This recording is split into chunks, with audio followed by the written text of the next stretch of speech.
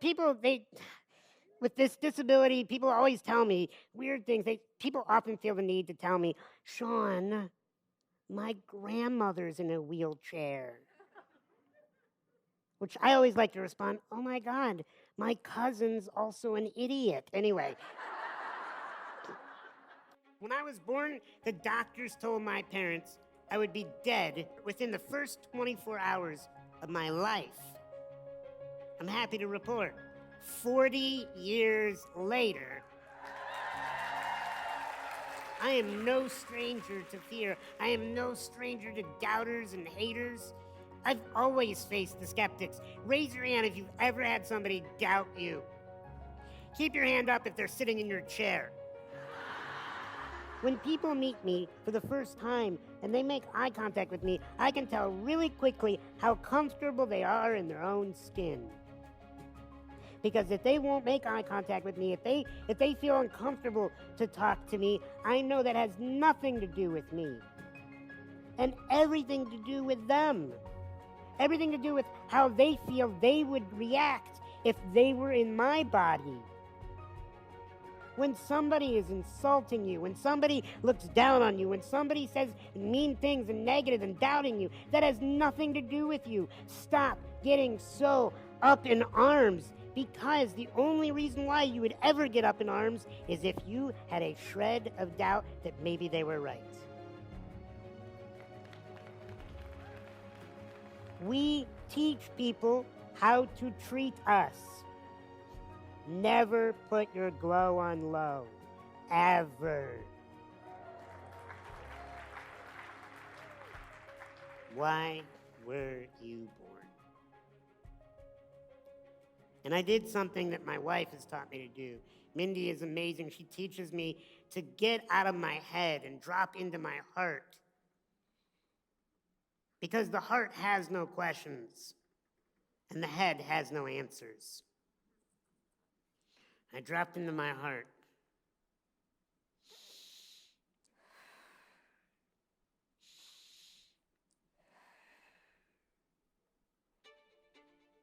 I was born to rid this world of insecurity. And he said he could feel the hairs on the back of his neck stand up. And he said, yes, you were, Sean. Because if anybody was to show up in a container that we would all listen to and believe that we do not need to be insecure, it would be you. Now go spend the rest of your life living out that mission. Don't do anything that's not on that mission. And when I get out of bed with a much bigger vision than it just being about me, I can't be stopped. The only thing that is going to stop me on my mission is death. And if I do this right, it's going to keep on going.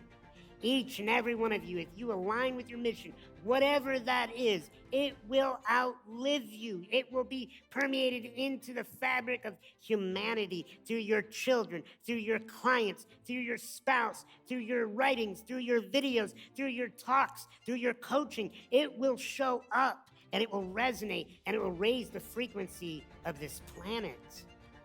Each and every one of you needs to align with your life purpose. You got to be doing things that make you scared all the time. Because if you feel like you know everything that's going to happen next, I promise you, your dreams are too small. I like to make sure that my dreams are so big, they make everybody else uncomfortable. Write this down. The how shows up when you're all in.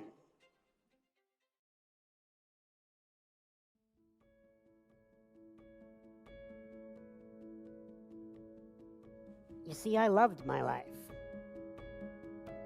Amidst all the pain. And what I got in fourth grade and the clarity in my life was maybe the purpose to why I was in this container and had to go through this was to teach the human race how to love their life amidst their pain.